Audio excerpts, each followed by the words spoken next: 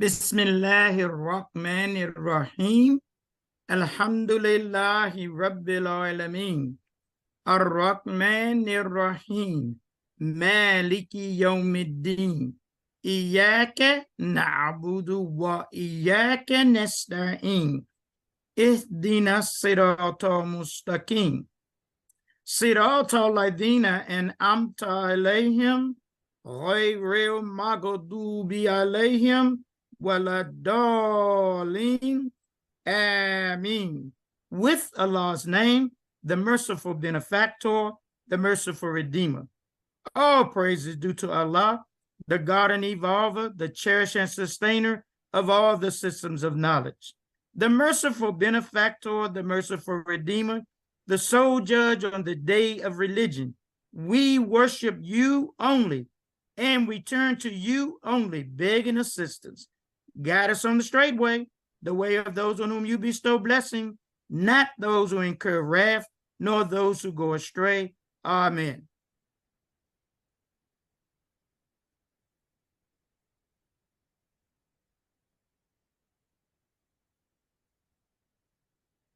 Okay.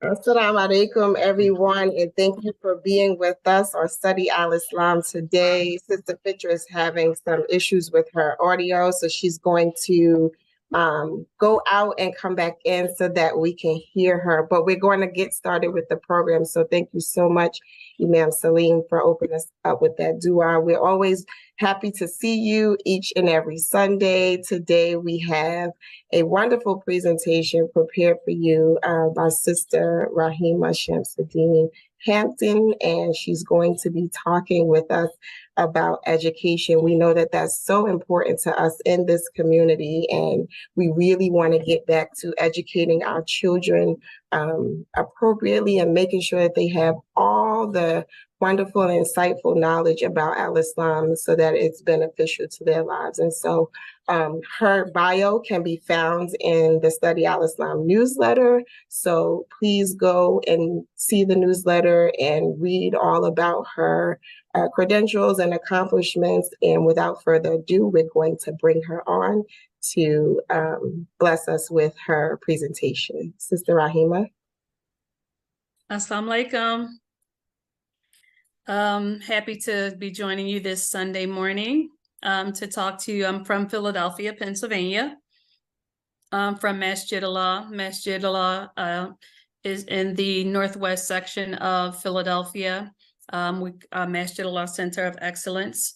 And we're going to talk today about our Madrasa program and our Islamic Day School program. I am going to share my screen with you all in a second. Okay, so hopefully everybody is seeing my screen at this particular time. And we're going to, our Masjidullah Islamic Day and Weekend Schools. And basically, our motto is pretty much paying forward the legacy of excellence. And we have to continue to pay forward our legacy of excellence for our children, for generations and generations to come. Succession planning is the way to go. It's the motto, it's the key of the day. It's the way that we go.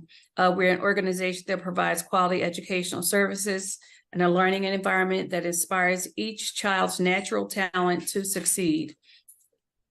Madrasa started in 1983 at Masjidullah.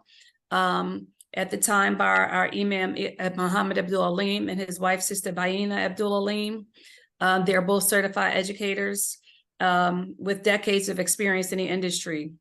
At our highest at Masjidullah, we had 106 students enrolled in the weekend program. So as I say, 1983, we started. We're in our 40th year as a Madrasa program. Madrasa teaches Islamic studies, Quranic recitation, Arabic, and Islamic studies to its students. It's at the store. Madrasa operates on Sundays from 10 a.m. to 2 p.m. from October through May. Our objective has always been to have a full-time day school to serve the community. New Medina was the result of this aim. So as a result of our Madrasa program, we started our New Medina Institute, which opened in 2017 as a private Islamic day school registered with the state of Pennsylvania. New Medina is a tuition-based day school that offers a Pennsylvania state-approved and standard-based academic curriculum, as well as Arabic, Islamic studies, and Quranic recitation. Both the weekend and day school function under Masjidullah's Education Committee. Our weekend school program highlights. As you can see throughout the pictures, these are pictures of our youth. The picture where you see the young man in the Miami t-shirt, and the other young people, their front row, they're all in college now. So they're in their first years of college now, second years of college now. That back row, they're all college graduates now. So they're like 26, 27 years old. So they've graduated from our Madrasa program. But we're the longest in Philadelphia, longest continuously operating Islamic weekend school. We incorporate interfaith learning. That's really important for us. So we have been able to forge relationships with our Christian and Jewish faith traditions with peers of both. So throughout the year, we have programming with both our Christian faith and Jewish faith traditions. We have received rewards for recognition for our service to the community. And it's a well-rounded program. So it's really important for us to have a well-rounded program for our youth. Not just the Islam, providing the Quran and Islamic studies, but also community services as well. How do we get started? We got started in 1983 when a group of parents decided to begin Islamic classes for their children. It's geared towards families who want their children to learn Islam, but are not able to have them enrolled in a private Islamic school. So back in 1983, we did have an Islamic school, Sister Clara Muhammad School, operating in Philadelphia, which was a tuition-based school, but not all parents are able to afford a tuition-based school. So we started the Madrasa program at Masjidullah. It charges a nominal fee every year. And our program serves children from ages 5 through 16 years old. They're grouped in certain categories, which are explorers, ages 5 and 6, discoverers, ages 7 through 9, the adventurers, ages 10 through 12, and our scholars, who are ages 13 through 16 years old. Our curriculum. Masjidullah's curriculum was initially developed by our Imam Mikhail Shabazz, who was our resident Imam for 16 years and who has a background in environmental sciences and math. And he had many years of experience in teaching. So his curriculum was designed to provide a practical experience of the basic tenets of al-Islam, utilizing the tafsir of Imam Warfdi Muhammad. In 2012, we acquired a new director, Sister Nafisa Malik, and she expanded the curriculum to include Islamic studies and to include the Arabic curriculum. So the Arabic and Islamic studies, Arabic and Quranic studies curriculum are currently in use today. So with that expansion, because we're always interested in looking at what we have and developing and doing something better with it, we included the Quranic studies, and that curriculum is currently in use today, now 11 years later. And if I am talking too fast, somebody look at me and nod their head or give me a signal. I can see you, Imam Youssef. So if I'm moving too fast, you give me a signal. You're fine, Sister Raheemah. Shukran. Our curriculum, our Arabic curriculum was designed really to give the students the basic foundation of the Quran. Not a course in this Arabic conversation, but just giving them the knowledge they need to approach the reading and recitation of the Holy Quran. The Arabic letters are classified according to their shapes and by group. Our curriculum is a 26-week program. And each week we have different letters that we introduce to our students. And all of the students are introduced to the letters. I'm not going to get into each group. For those of you that are on the phone, what's showing on the screen right now is each week from week 1 through week 26 of what Arabic letters are introduced, what vowel sounds they are, and then how we get into Sukun, Shada, Tanween, Mada, Ta, Maborta, and getting into what the letters are, letting the children know what are the zombie letters, the Tajweed basics, the sun letters, the moon letters. But it's just going through each week in terms of our Arabic curriculum, what we're going through with our students in terms of the Arabic curriculum. So it goes through all of the letters through that 26-week curriculum. And on week 26, however, we do have final exams. At one point in our curriculum, we would give out midterm reports to the parents so their children, their families would know how they're doing at the midterm. And so that the children can also know how they're doing. And we would have conferences. And at the end, they will have a final exam. In our Islamic studies curriculum is aimed at teaching our students to understand that Islam is a comprehensive, balanced, and perfect way of life. They learn Islamic beliefs, ideals, obligations, injunctions, and prohibitions, and to gain the knowledge necessary to live a God-conscious life. The breakdown of the Islamic studies curriculum is really based on age. So it allows for the information to be delivered to our students in various age-appropriate ways. And you'll be able to see that in just a minute. So at our explorers level, these are our 5 to 6 year olds. They learn our Arabic through Quran and Arabic through stories, Islamic songs, group play, and coloring activities. I wish I could at least have been prepared to play one of our songs for you. Because some of the stuff is so repetitive and they get so excited and not realizing that they've just learned so much about Islam through a song. And they come prepared every week because they start their day off with going through a routine of songs. And that by the time they look, they've learned the Shahada, they've learned the 5 pillars, they've learned some names of animals in Arabic, and they've learned some fun things just through that probably first 20 minutes of their day. The Discoverers level group, yes, ma'am.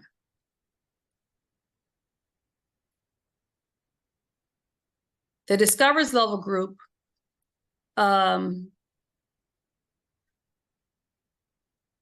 studies the Quran, Arabic and Islamic studies through different mediums.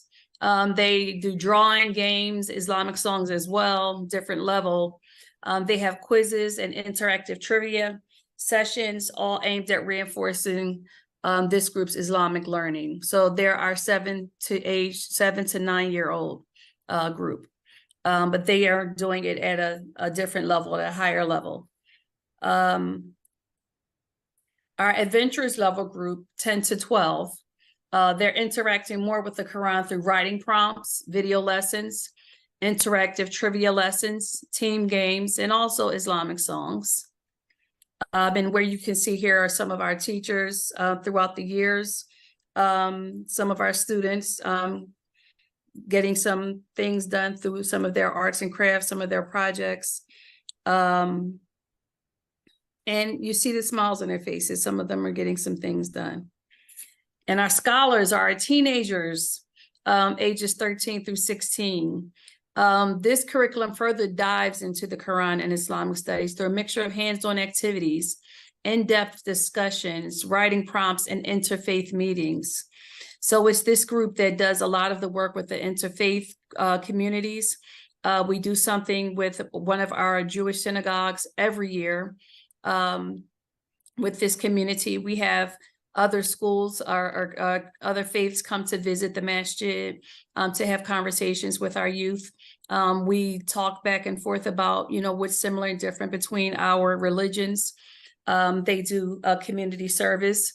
Our students have bagged food for the needy. We have a big program at our masjid Sadaqah program for giving out food to the community. It's pretty huge, and our children have engaged in that. And at this level, they're learning things at a higher level with the scholars in our group. And we have a graduation at the end of the year for our scholars, but not only that, but for those that are graduating up to that next level. So moving on to our Quranic studies curriculum. We have targeted surahs that we identify for each year.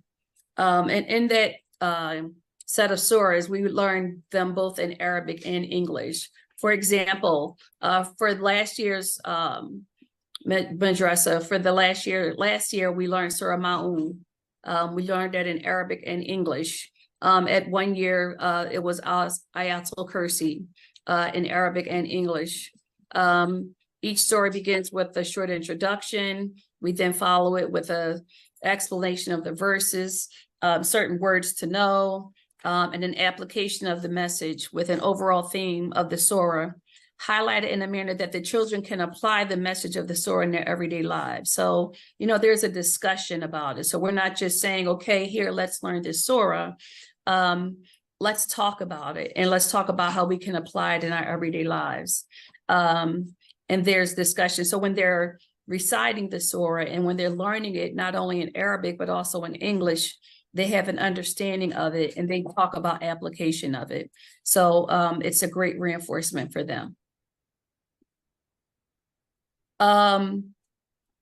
Another sample of a surah that we have, this is Surah Fajr. And this breaks down week 1, week 2, week 3, what happens and which ayahs we learn in each week. So for example, to memorize ayahs 1 through 3 of Surah Fajr, I'll just say that the prep is to research the even and the odd, the 10 nights, and the symbolic meaning of dawn. So that's the prep work for the class. The class discussion then becomes, what are the 10 nights mentioned in these ayat? What are the even and the odd? And why do you think Allah subhanahu wa ta'ala is swearing by the dawn? What does the dawn represent? So those are some questions that we get the children to start to think about, you know, what this means, and have a discussion about that. And that goes on for the next set of ayat in that surah and the next set of ayat in the surah. So there's always some prep work. There's always a class discussion. And then we get into learning about the surah, learning the surah in Arabic and in English. Our structure of Madrasa. The structure of Madrasa, we basically derive our budget from program fees, donations, fundraising, and support from Masjidullah. We basically run our program on a volunteer basis. Our teachers are all volunteers. Our admin staff are all volunteers. And we charge a nominal fee for our program. We only charge $65 per child for the entire Madrasa school year. And if you heard me earlier, I said that our school year runs from October through May. Every weekend, we do have some days where we have off. We do have like a spring break. We have a winter break. And when I say spring break and winter break, that means we have that particular Sunday off. But we only charge $65 per year for the Madrasa school. And we don't want to, it's more important for us that parents, our children learn Islam. It's more important that they are able to come to have the social relationships with other Muslim children.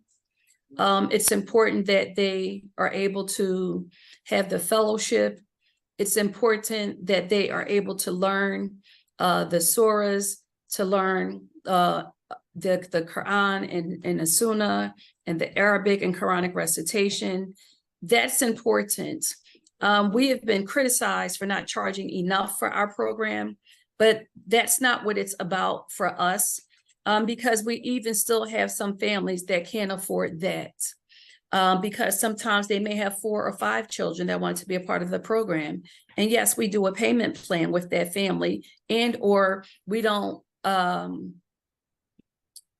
on it. We don't chase after them, because it's really about the education and the Sadaqah Jariyah, for giving them the education and providing the Arabic and Islamic education to the children that will otherwise not be able to receive the education in the way that we're able to provide it. Mom and dad can probably do it, but we're doing it in a community-based way, and where they're able to receive fellowship. I remember at one point, my children went to Madrasa all their lives up until they graduated. They're now, my son is 24 and one is 18 in college. One's graduated from college. And, you know, at one point I remember going to different places and they disappeared on me. Well, they were disappearing on me because they were going to be with their children, with their friends that they had in Madrasa. And that was a beautiful thing.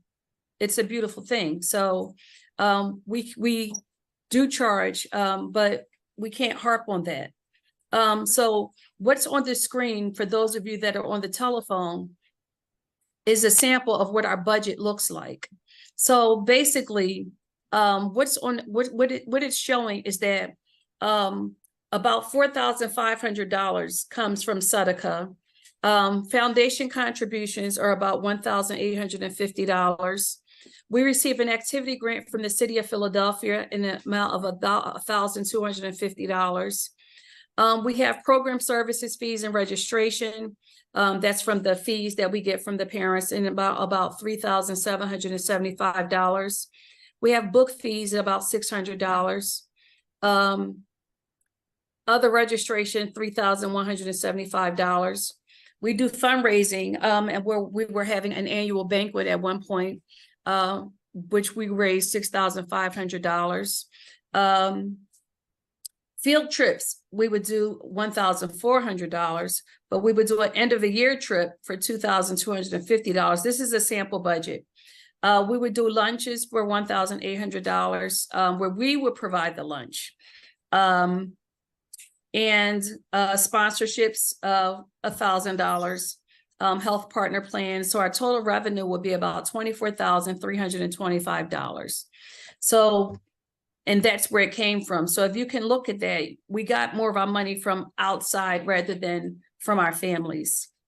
Our expenditures, however, I said 24,000. Our expenditures ended up being $23,225, because we would do an end of the year trip for our young people because they deserved it. They worked very hard during the year. And we would try to do a trip every year at the end of the year to celebrate their accomplishments.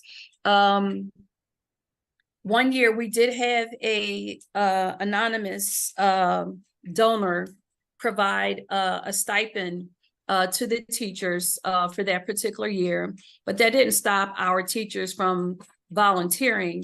They continued to volunteer with or without a stipend.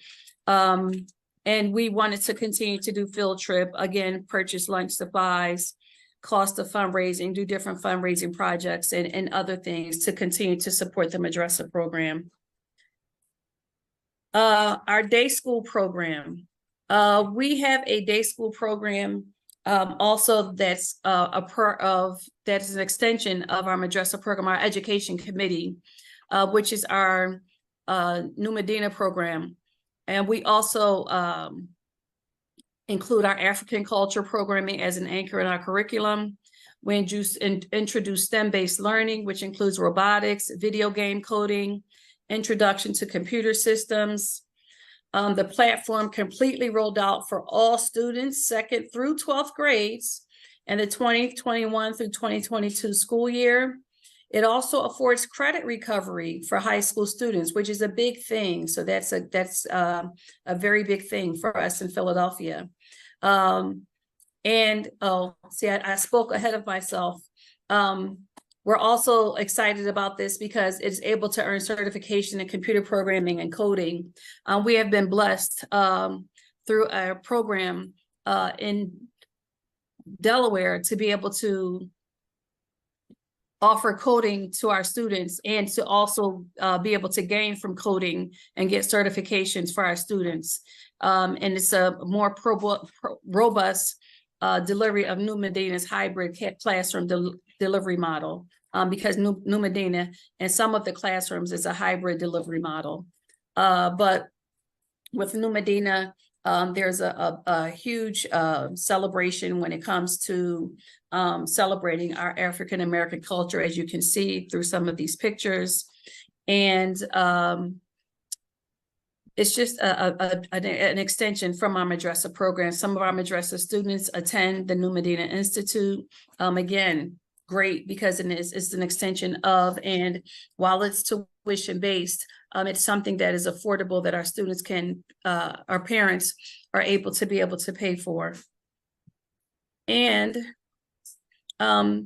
here's some pictures of some of our students throughout the years, engaging in some of our wonderful things throughout the years, our pre-Ramadan teen getaway, some of our robotics, somebody engaging in science, doing an experience here in science with I look like pears, I think and look like eggs there.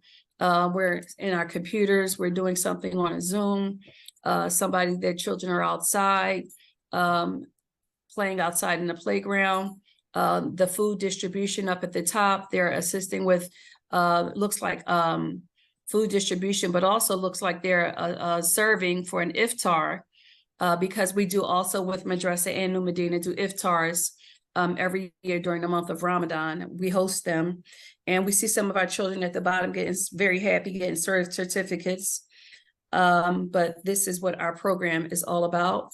And for our community's support, all we ask for is continued du'as, continued financial support from our community. And we're always, always, always looking for volunteers for our program, so that we can continue to enhance our program and support our youth, because it's what is needed, is what is necessary. And we want to continue to succession plan, continue to have 40 more years of the Madrasa program working and working in our community, and continue to help in whatever ways that we can to help build programs in other communities. And we love and appreciate our extended Masjidullah family. That includes you all that are on this call. And I thank you all for your participation. I thank you all, appreciate your listening to me today. I know I've been talking. I'm going to open it up at this time, saying that I am concluding my talking. It's now time for you to talk and for me to listen. Thank you all. Assalamu alaikum. Walaikum salam. Raheemah, first of all, that was a very inspiring and wonderful presentation. It is really rewarding to see the emphasis placed on critical thinking and leadership, teaching leadership skills, which is really important in our community as independent thinkers. And so hearing you say and describe the curriculum and the emphasis placed on requiring the students to be able to provide explanation of these surahs and ayats that they are reading in order to apply it in their life is really important. But also I know the history of Philadelphia, being from Newark, how aggressive and in the forefront Philly has always been in furthering Islam in America and having an influence here. So I'm not surprised by the kind of work that you all are doing. So there is a question from one of the attendees want to know, is there a family rate, and is there plans to have a full-time school? So we do have a family rate. The first child is $65, and the next child, I believe, is $60, and then we go down from there. Depending on the number of children in the family, we do have a family rate. New Medina the New Medina Institute, which I didn't talk a lot about. I focused on Madrasa, our full-time day school that started, I want to say we're in our 5th year now with New Medina. What we started off with K through 5 is our full-time day school. We started off with K through 5. That's a tuition-based school. It's now K through 12. No, I'm sorry, it's 2nd through 12th grade, I believe. And that tuition is about $5,200 for the entire school year. We're now at, we're K through 12, I'm sorry. We're now at about 53 students in the New Medina school. We're growing, so we're in a process of growing because if anybody knows Philadelphia, our school, we haven't had a large Islamic school in Philadelphia for many years. We're in a process of changing that. We do have a daycare that is connected to Masjidullah called Mecca, and with that, they send their children from Mecca. We are feeder to New Medina Institute. Some of those children also come to the Madrasa program. So with that, we're also at Masjidullah as a whole. I have to talk about Masjidullah as a whole as part of our strategic plan. Our goal is to grow.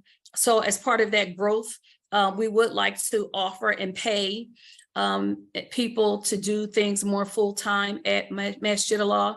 So in order to pay them full-time at Masjidullah, we need to enact our strategic plan at 5 years, at 10 years. We're in the process of doing some things now to be able to realize that strategic plan and realize our vision.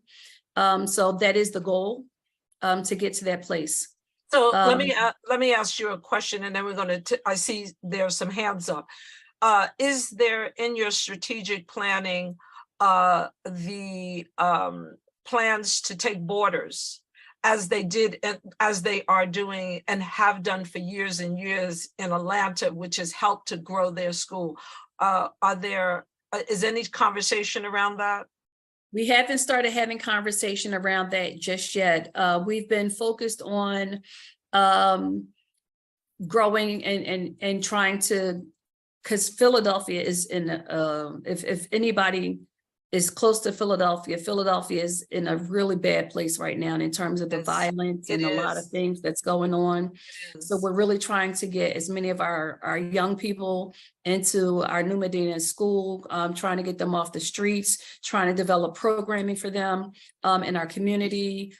We have a computer center that we recently opened.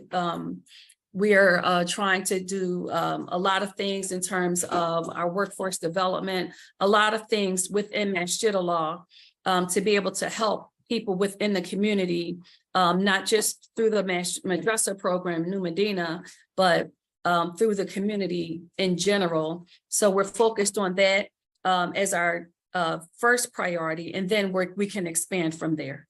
And we make dua for Philadelphia, because you guys, I mean, I thought DC is in a bad place as well. Our crime rate is off the hook, but Philadelphia is really, there's a lot of Muslims dying in Philadelphia in the street. And, you know, of course we don't, you know, and we make dua for the Philadelphia community, and especially the families who are losing their children to crime. Let's take a question from Yaqub. Please make it brief. Brother Yaqub, take yourself off of mute. Ask your question. Can you hear me? Yes. Why did the Philadelphia schools stop operating full time? And why has not the school been able to restart? Actually, what's going on with the larger school in Philadelphia is that they're in the process of actually rebuilding and restarting. I can't speak to all of the logistics around that, but what I can tell you is that I am an alumni from that particular school. And I am looking forward to the reopening of that school because I went there. So I'm looking forward to the reopening, but they're in a process of reopening and doing what needs to be done to reopen the school. And Raheemah, you need to know that's the spirit around in our national community, that the schools have closed and now there's a resurgence of energy to reopen schools, and by Allah's permission, we're going to achieve that. How many students do you have in the program? That's another question. In the New Medina is in the Madrasa program, right? Well, at last year's Madrasa program, we had about 25 to 30 students in the Madrasa program last year. At our height, we had about 106. The students, the building was too small for the students. We have since moved to a larger building, but that just speaks to how much there is a need for the program. I think that the opening of the New Medina Institute helped with that number of the children going to being able to have the New Medina Institute, with our numbers of the decrease with the Madrasa program, but also we're recruiting and bringing more students into our Madrasa program. We're starting to outreach now for us to start opening up in for this month. There was a question in the chat. Somebody wanted to know about our teachers. All of our teachers for the New Medina Institute, as well as the Madrasa program, have degrees. We do, when we talk to people about that, that's not a requirement that we ask that you have a degree. We're really looking for a certain skill set. We're all moms or dads, so we're looking for that. We're looking for a person that can interact with children. We're looking for somebody that has a certain nurturing about them, and that can teach in a certain way where they're able to teach in a child-friendly way and children can learn. There's also a question of what books do you use? Oh, our books are called, let me chew on that for a second. There's a certain book that we use. There's a certain book that we do use for our different levels of students in our classes. I believe they're called Weekend Learning Publishing, that we use, Weekend Learning Publishing. Maybe someone who's listening, who's in the school, will text you that. Let's go on to Sister Najma's question. Sister Najma, take yourself off of mute and ask your question, please. Yes, Assalamu alaikum, Sister Raheemah. Yes, ma'am. I was born and raised in Philadelphia, coming through the Nation of Islam through Temple number 12 with Minister Jeremiah Shabazz. Very good friend of mine, Brother Shamsid-Deen, used to be principal at our school on Wyalusing Avenue. Is that the building you're remodeling? And also, are there opportunities where we can sponsor a family? With that information, I would appreciate it. Assalamu alaikum. Walaikum salam. Oh, definitely. So yes, that is the school that they're remodeling. Yes, that's the school that I went to.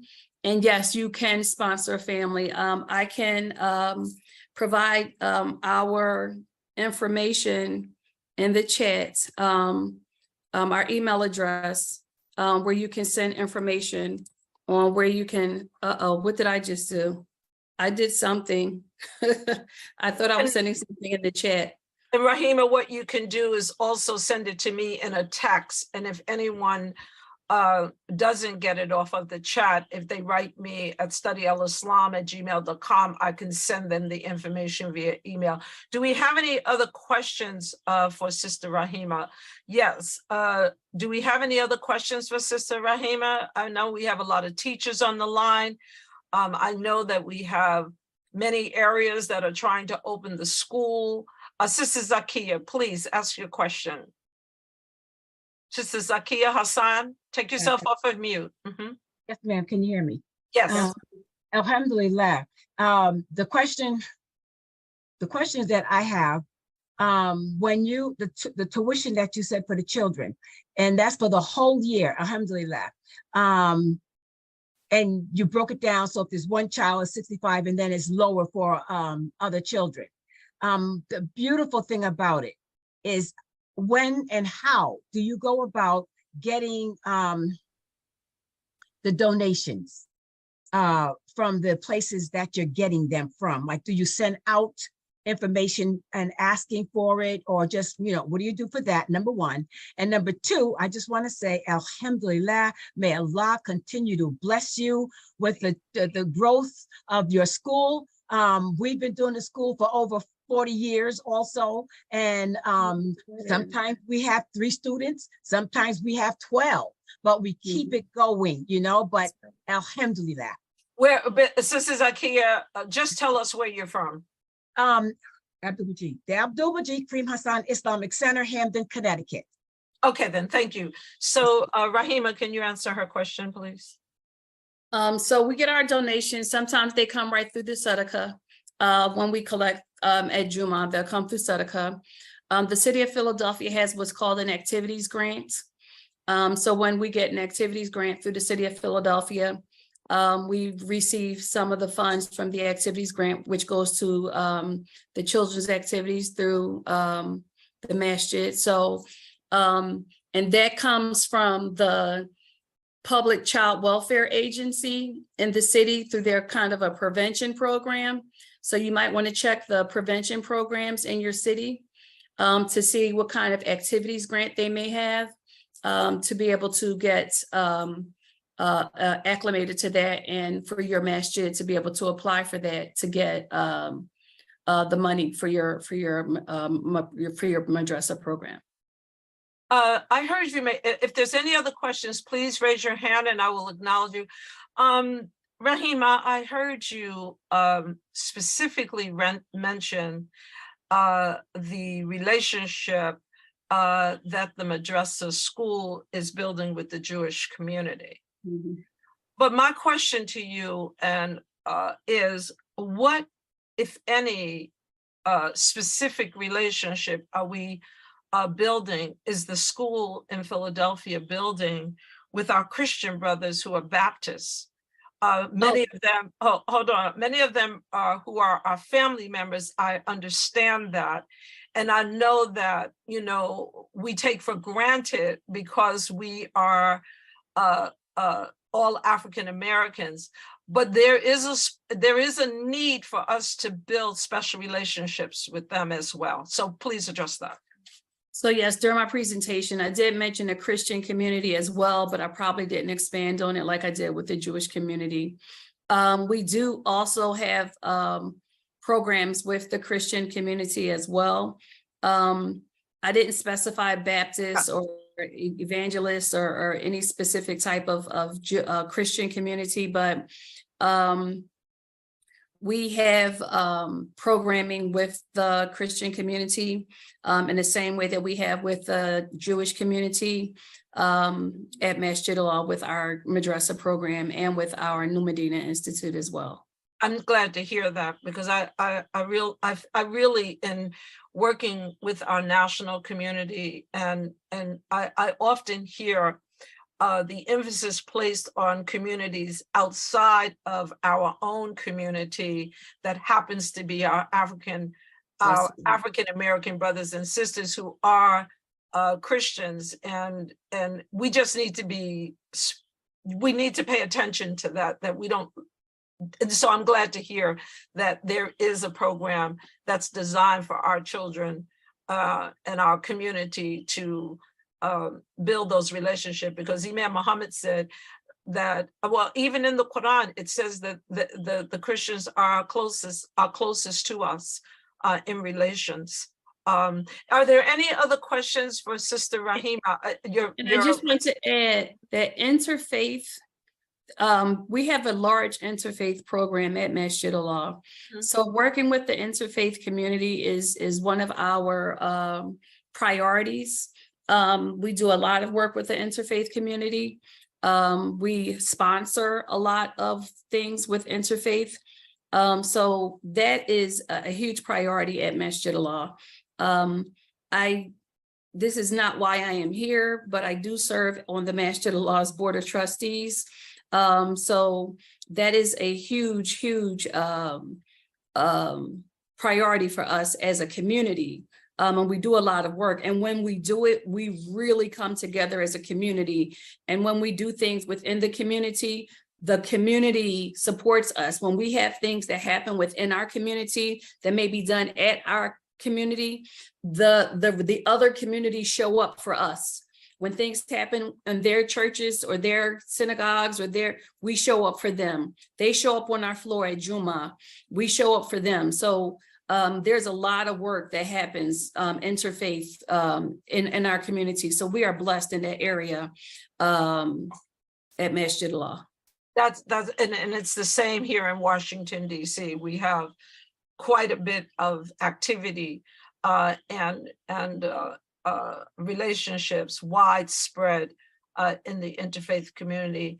But when I spoke at the International African American Museum at their interfaith program, I was shocked by the number of people that was so surprised and happy to hear about Bilal being an African Muslim who was in the forefront and a companion of our prophet. And it just made me realize that they know a little bit about Islam, though we know a lot about Christianity. And so it's really important that we make sure that we are strengthening those relationships within our African-American family in Islam, as well as those with Christians. I see we have Sister Matala on the line. Raise her hand. Sister Matala, please ask your question.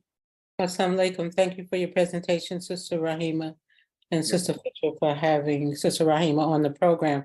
The question I have is, as of today, what is the most important thing that you need for your program that those of us who are listening to you can do to help in the success of your program? Thank you. Excellent question. I would say funding for our program for its continued success. We would like to bring in more people. So what I didn't say earlier is that 40% of our teachers have advanced degrees. What I did not say was that our program operates year round. So not only do we have the preschool program, the school during the day, the weekend school Madrasa program, we also have a summer camp. So it's a year-round thing. So how we can help support families. So what we can do to be able to offset some of the costs, while $5,200 might not sound like a lot of money for you, it might be a pretty cost if I have 2 children or 3 children that I would like to send to the New Medina Institute. So if we can start a scholarship program for the New Medina Institute, or a scholarship program like the sister was talking earlier about sponsoring a child for the Madrasa program, how we can sponsor a child to attend the New Medina Institute, sponsor a child to the Madrasa program, sponsor a child for the day camp, to attend a day camp. I think those would be huge things for us. Us as volunteers, we would love, it would be nice if the volunteers could get paid. I think for us, being where we are in our faith as Muslims, we're working on a larger plan with the masjid to do that. Right now, the blessings, the sadaqah, the barakahs that we're getting from Allah is enough for us right now. But the more that we can do for our children, for our youth right now, would be really helpful. So if you can say that I specifically want to sponsor a child to attend school, and this is the amount of scholarship money I want to give to a child, and here's how I want it. If a parent has 2 children, I want to sponsor 1, or I want to sponsor this amount, or if a parent is a single parent family, I want to sponsor this, or I want to sponsor this many children for the Madrasa program. Being specific about how you want to sponsor, I think that would be the biggest thing, because that's what's going to bring in our numbers and help us with our families, with our school, and with our day camp, our summer program. So Sister Raheemah, please put in the chat where people can donate, and also send me a text after, because I know that people will be sending me requests for that. Michael Hamid, please take yourself off of mute and ask your question. We only have 2 more minutes. Please ask your question. Thank you. Assalamu alaikum to you both. My question is in regards to what the Imam shared with us in terms of having members of our business community using the Quran as their business partners. And with that kind of focus, how have the Muslim business community and other groups of business people in respect of your strategic plan, how have they come forward, or have you strategies for bringing the business interests forward? Thank you. You're talking about Muslim businesses in the community, sir? Where'd you go? Why don't we do both? Why don't we do both? Because we only have 2 minutes. If we have businesses in the community that are supporting us, our treasurer would have more specifics on that. On that topic, I am not aware of outwardly, unless they're giving their sadaqah. Sometimes some of our sadaqah is given more anonymously and not people being outright about the sadaqah that they're giving towards certain things. They're more humble community. We have a more older community, and they have a lot of humility. So they're not more as outright with being open about their sadaqah. One of our goals is to partner with a lot of businesses to help, where we have some businesses that's connected to our administration building and rents office space from us. But our goal is to do more outreach in our partnerships with businesses within the community. There's a question being asked. Can the community who would like to visit the school, who are in the process of opening a school, come and visit the Philadelphia Madrasa School? Absolutely. We would love it. We would absolutely love it. I was obligated to ask the question, but I knew the answer. But I certainly am obligated to ask the question. Sister Raheemah, we are going to close on this. I think you've answered them. I don't want to, as regard the businesses, that I don't use the word humble synonymous with anybody from Philadelphia, but being from Newark. But, we love you all. We know that, you guys have done excellent work and have been an example and in the forefront of lots of progress in this community. And we support you in everything that you do that is good. And certainly our friendship with Philadelphia goes back to the very beginning of time in the Nation of Islam. So with no further questions on the chat that I've missed, there is where you can donate to the school, and I will send the information out to you if you request it at studyalislam@gmail.com. Sister Raheemah, you have been wonderful. It's so nice to see our second generation, although, I can't call you, you got a child just graduated from college. I can't call you. I told my age, didn't I? You shared that, I didn't.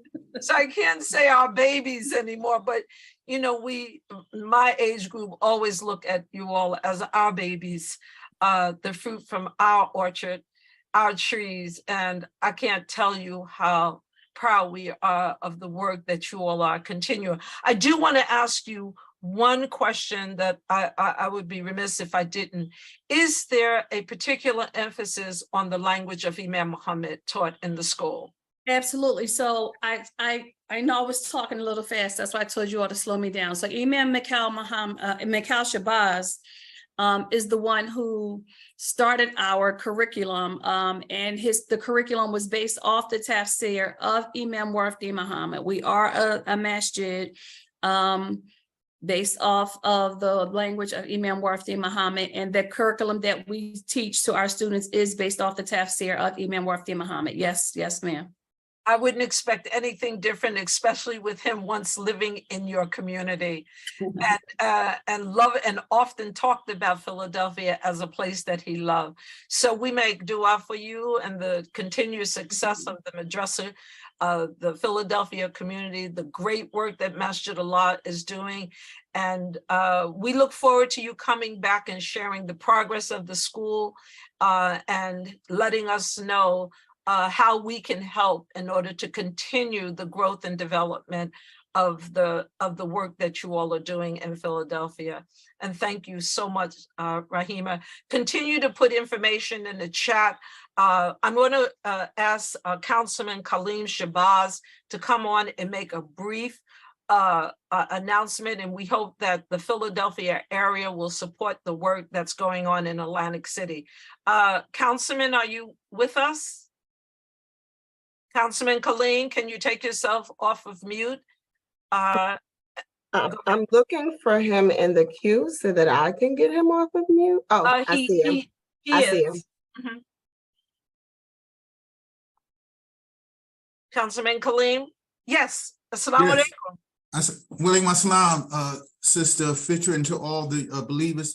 Excellent presentation by the sister from Philly. I'm inspired by her. Let me make my announcement very briefly to everyone. Monday, October 30th at 12 noon in Atlantic City at Madison and Massachusetts Avenue. We're dedicating the street corner to Imam W.D. Muhammad. Everyone is invited, 12 noon, Monday, October 30th, 2023. And then we're going to serve lunch at Masjid Muhammad in Atlantic City, 300 North Albany Avenue. Everyone in the area is invited. Monday, October 30th, 12 noon. And we all know Monday, October 30th is the Imam's birthday. Thank you so much, Sister. Councilman, before you leave us, is there a number you can share that people can call for more information? Because we do have, just in case they want to call and ask you any specific questions. Is there a number they can reach? They can call me, 609-385-3419, 609-385-3419, or they can text me. But again, it's going to be 12 noon, Monday, October 30th in Atlantic City, Madison and Massachusetts Avenue, which was right up the street from Temple number 10 in the Nation of Islam. That's the significance of that corner. And we're going to have the mayor there, the council president there, and numerous other officials and community members. Thank you. Lunch is served, lunch is free. Thank you, and congratulations to the Atlantic City community for the work that they're doing as well. We're spreading the good news that's happening in our National Association of Imam Warith Muhammad. May he be in the highest place in paradise. Before we close, I just want to say that next week, we are going to have a discussion that we have not had on Study al-Islam before. And that is a topic on identifying the red flags of mental illness and age-appropriate advice. And this is coming from a sister, our dear Zakia Sharif Givens, who is a master licensed social worker. Now, I know this is a very sensitive topic, you know, where our children are concerned. But if our children are acting out, if they are calling out for help, and whether, you know, and we just don't understand how to help them, this is a program that you want to attend, especially those who are leading schools. You want to know the red flags of mental illness and some advice on some age-appropriate advice. So we hope that you will join us, spread the news about the good news in our community that we are highlighting here on Study Al-Islam. And with that, I'm going to say, I am your friend and sister, Fitrah Muhammad, and I'm going to ask Imam Salim to be reminded that we want to make a special dua for our dear sister Donna, who is going through some very challenging times right now, though I know many of us are faced with challenging times. So this dua is for all of us. And so Imam Salim, can you close us in a special dua for those who are facing challenges? And let me say this last thing on Palestine. I don't want to be political, and I'm going to refrain from offering my personal opinion, because that is not how we roll in this community. In this community, we begin with what Allah subhanahu wa ta'ala guides us through our prophet, peace be upon him. Then we go from there to the wisdom of our leaders, and our opinion is last. But the reality and the facts is that the Palestinians are living under apartheid. That cannot be denied. So in our du'as, let us mention them and ask Allah to guide the hearts and of the suffering, because we know what apartheid is, and we know what it means to be at the hands of evil leadership that would see a people become extinct, because that was our situation at one time. So with that said, I'm going to just read to you a hadith from our prophet, and it says, caution will not be of any benefits against Allah's qada, his will. No matter how cautious you are, if something has been willed for you, it will happen. But du'as, benefits matter that have occurred and will occur. Let me just read that last bit for you again. But du'as, benefits, matters that have occurred and will occur. So there is strength in du'as. So let us close with a du'a, Brother Imam, and I appreciate that. Brother Imam Salim, take yourself off of mute. Oh, we can't hear you.